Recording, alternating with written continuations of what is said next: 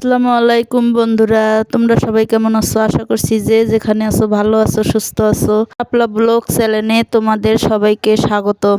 এই যে সকালবেলায় আজকে রুটি বানাইতে চলে আসছি। এদিকে দেখো আমি আরো সকালে উঠছি, উঠা থালা বাসন এই সব কাজকর্ম শেষ করছি। এখন রাঁধতে চলে আসছি, তাই সে আগে রুটি বানাইতেছি।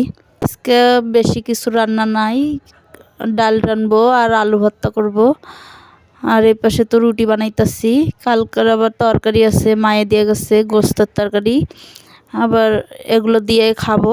তো দেখো আমি এদিকে আবার ডাল আনতে গেছি, ডাল নিয়ে এসে ডালগুলো ধুয়ে ফেলাবো। তোমরা আবার ভাইবো না যে আমি বাইরে গেছি নাকি ডাল আনতে, না আমি বাসায় হলো আমার র্যাকের ভিতরে ডাল আছে, তাই এই মনে থেকে বার করলাম। আমি আবার আজকে পানি দিয়ে আটাগুলারে গুলাই নিছি লবণ দিয়ে, তারপরে যে রুটি ভাইজা নিতাছি। এগুলো রুটি আবার মানে সহজে বানা যায়, শর্টকাট রান্না করার জন্যে এই রুটিটাই ভালো।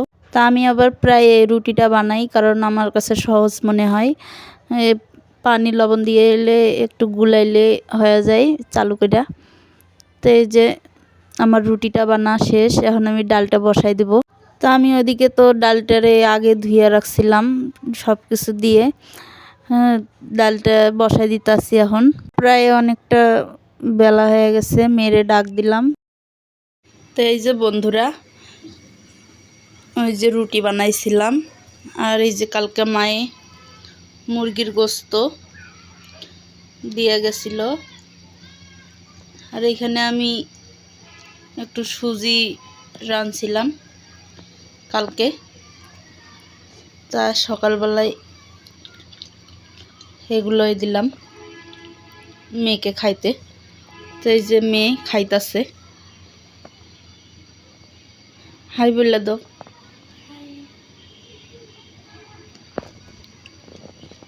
তো চলো আমিও খাই।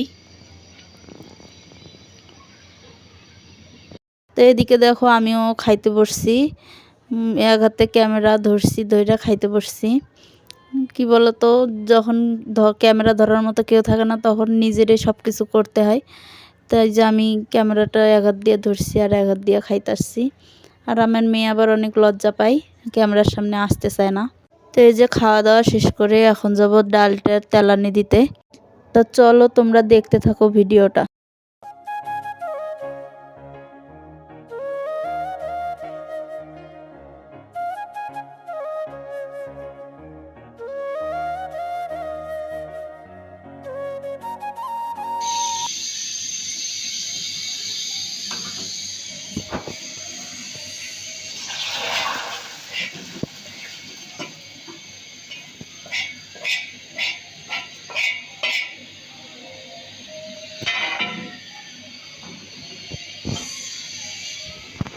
দেখো আমার ডালটা তেলানি দেওয়া হয়ে গেছে, এখন আমি আলু ভর্তাটা বানাবো।